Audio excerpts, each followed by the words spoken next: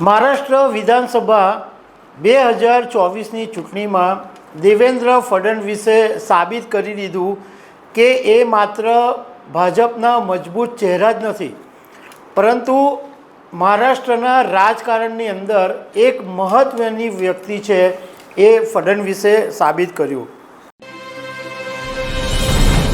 નમસ્કાર.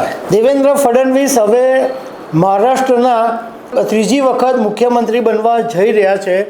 ત્યારે દેવેન્દ્ર ફડણવીસ વિશે એવી ઘણી બધી વાતો હું તમારી સાથે શેર કરીશ જે કદાચ તમે આજ સુધી નહીં સાંભળી હોય. દેવેન્દ્ર ફડણવીસ જ્યારે 17 વર્ષના હતા ત્યારે એમના પિતાનું નિધન થયું હતું અને દેવેન્દ્ર ફડણવીસને મોડેલ બનવું હતું અને મોડેલ તરીકે એમણે કેટલાક વર્ષો સુધી કામ પણ કર્યું. પરંતુ રાજકીય કેરિયરની શરૂઆત 1990થી કરી અને 34 વર્ષની અંદર દેવેન્દ્ર ફડણવીસે એટલા બધા માઇલસ્ટોન સર કર્યા છે કે તમને જાણીને નવાઈ લાગશે. તો આ બધી વાતો હું તમારી સાથે શેર કરીશ. મારું નામ રાજેશ શાહ છે અને તમે જોઈ રહ્યા છો ગુજરાતના સૌથી મોટા ડિજિટલ ન્યૂઝ પ્લેટફોર્મ ખબર છે .comને. મહારાષ્ટ્ર વિધાનસભા 2024ની ચૂંટણીમાં દેવેન્દ્ર ફડણવીસે સાબિત કરી દીધું કે એ માત્ર ભાજપના મજબૂત ચહેરા જ નથી, પરંતુ મહારાષ્ટ્રના રાજકારણની અંદર એક મહત્ત્વની વ્યક્તિ છે એ ફડણવીસે સાબિત કર્યું. હવે એમની લાઈફ વિશે વાત કરીએ કે દેવેન્દ્ર ફડણવીસે 34 વર્ષ એમની પોલિટિકલ કારકિર્દી અને એ પહેલાં ક્યાં ભણ્યા એ બધી જ હું તમને વાત જણાવું. ફડણવીસનો જન્મ 22 જુલાઈ 1970માં નાગપુરમાં થયો હતો અને એમના પિતા ગંગાધરરાવ પાટીલ અને માતા સરિતાબેન પાટીલ. ગંગાધરરાવ પાટીલ એમના પિતા જે હતા એ રાષ્ટ્રીય સ્વયંસેવક સંઘ સાથે જોડાયેલા હતા. એટલે દેવેન્દ્ર ફડણવીસમાં નાનપણથી જ સંઘના જે સંસ્કારો હતા, સંઘની જે વિચારધારા હતી એના બીજ પહેલેથી જ રોપાઈ ગયેલા હતા. અને દેવેન્દ્ર ફડણવીસની એક વાત એ જાણવા જેવી છે કે જ્યારે ઇમરજન્સી દેશમાં લાગુ પડી ત્યારે એમના પિતા ગંગાધરરાવ પાટીલને જેલમાં ધકેલી દેવામાં આવ્યા હતા. તો એ વાતનો દેવેન્દ્ર ફડણવીસને એટલો બધો ગુસ્સો હતો કે જ્યારે એમને ઇન્દિરા કોન્વેન્ટ સ્કૂલની અંદર એડમિશન મળતું હતું એમ છતાં એમણે એડમિશન લેવાનો ઇનકાર કર્યો હતો અને સરસ્વતી વિદ્યાલયમાં તેઓ ભણ્યા. એ પછી 1998ની અંદર જર્મનીની ડાલમ સ્કૂલ ઓફ એજ્યુકેશનમાં એમણે બિઝનેસ મેનેજમેન્ટ અને પ્રોજેક્ટ મેનેજમેન્ટમાં ડિપ્લોમા મેળવ્યું અને 2006માં અમૃતા સાથે લગ્ન કર્યા અને ફડણવીસને અને અમૃતાને અત્યારે એક દીકરી છે.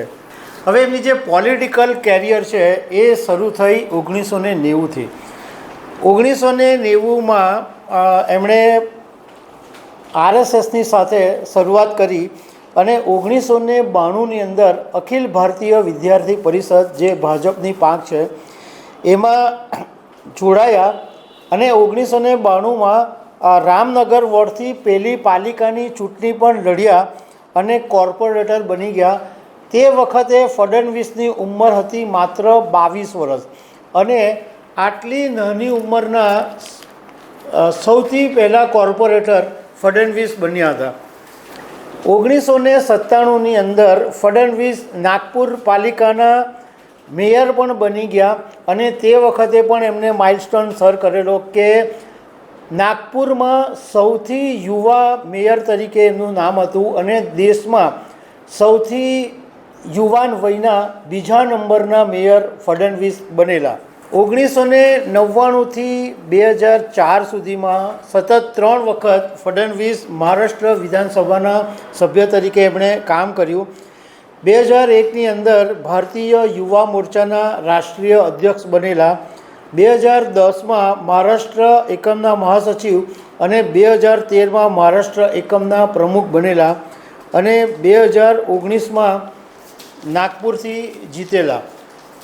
એટલે આમ તો જોવા જઈએ તો દેવેન્દ્ર ફડણવીસ 6 વખત મહારાષ્ટ્રમાં ધારાસભ્ય રહી ચૂક્યા છે.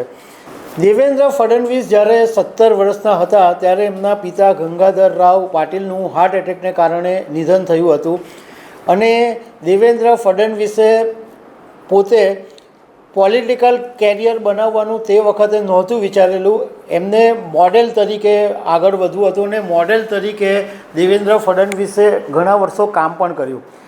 એવું પણ કહેવાય છે રાજકારણના નજીકના જાણકારોનું કે એક વખત દેવેન્દ્ર ફડણવીસ જ્યારે દિવંગત નેતા અટલ બિહારી વાજપેયીને મળવા ગયા ત્યારે અટલ બિહારી વાજપેયીએ મજાકમાં એવું કીધું હતું કે આઈએ મોડેલ વિધાયકજી. એટલે તે વખતે દેવેન્દ્ર ફડણવીસ હેન્ડસમ હતા, અત્યારે બી છે. તો એમને પછી પસંદ કરી પોલિટિકલ કેરિયર અને 34 વર્ષની અંદર મેં તમને કીધા તેમ એટલા બધા માઇલસ્ટોન સર કર્યા. ઇવન અત્યારે જ્યારે 44 વર્ષની વયે દેવેન્દ્ર ફડણવીસ મહારાષ્ટ્રના સૌથી નાની વયના સીએમ પણ બની રહ્યા છે. આ પહેલાં શરદ પવારના નામે આ માઇલસ્ટોન છે કે સૌથી નાની ઉંમરના વયે તેઓ મુખ્યમંત્રી બનેલા. હવે દેવેન્દ્ર ફડણવીસની જે સંપત્તિ છે એ 13.27 કરોડ જેટલી છે. એમની પાસે કાર નથી પણ 2 ઘર છે. તો દર્શક મિત્રો, આવી અનેક વાતો સાથે અમે તમને મળતા રહીશું. Thank you very much.